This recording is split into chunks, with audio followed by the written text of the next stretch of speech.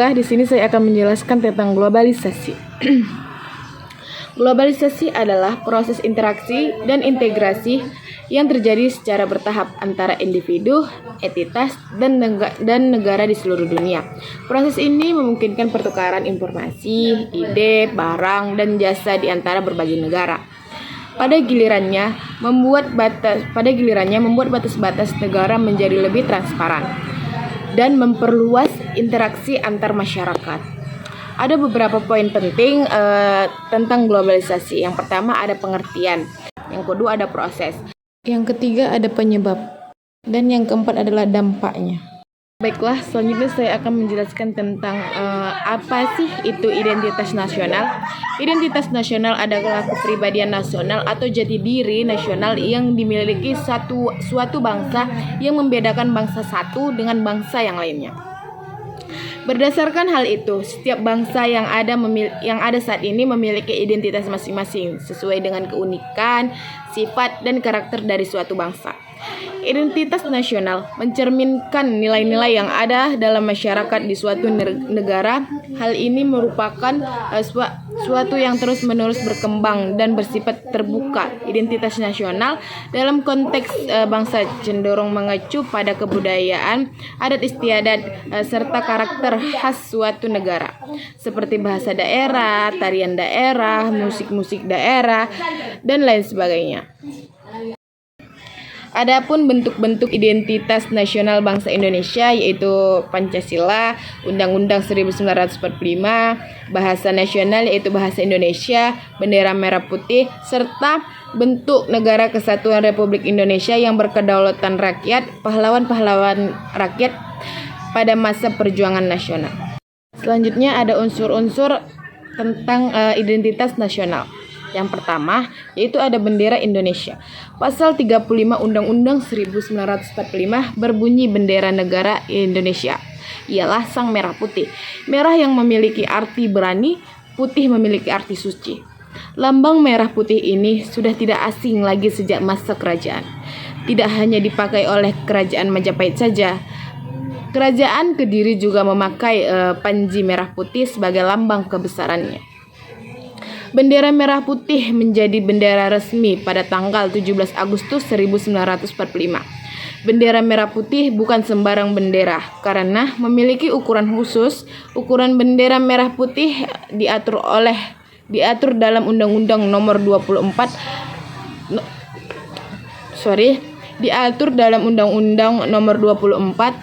Tahun 2009 Pasal 4 Ayat 1.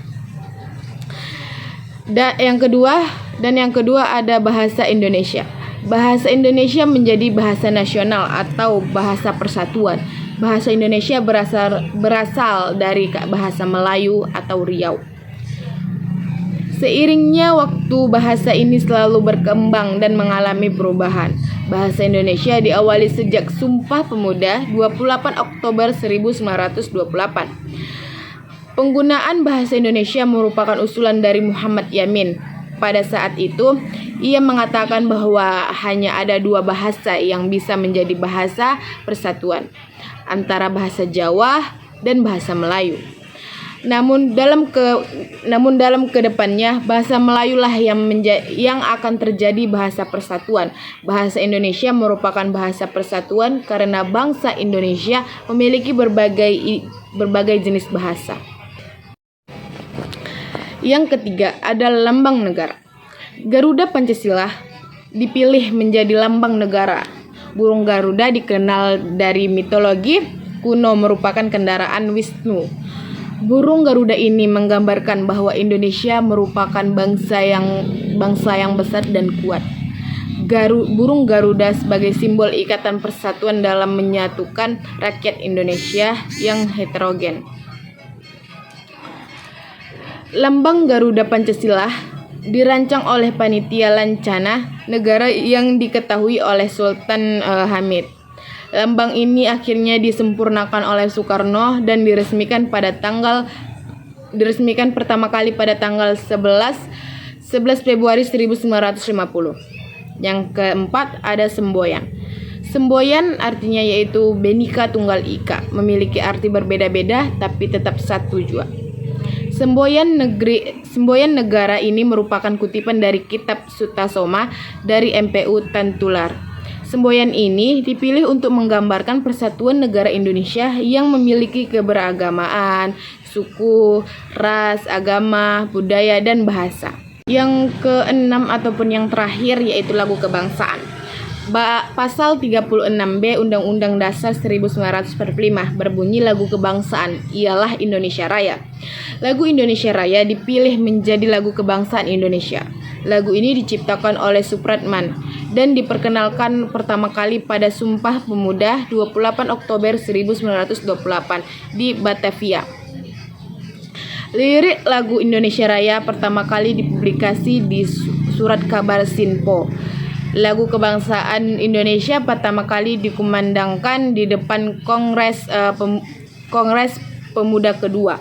Namun setelah itu pemerintahan kolonial melarang penyebutan lagu Indonesia Raya. Meski begitu, pemuda Indonesia tidak getar dan mereka tetap menyanyikan lagu Indonesia Raya.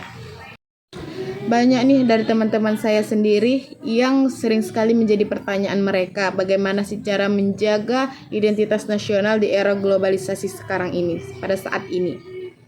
Nah, untuk menjaga identitas nasional di era globalisasi dapat dilakukan dengan berbagai macam cara.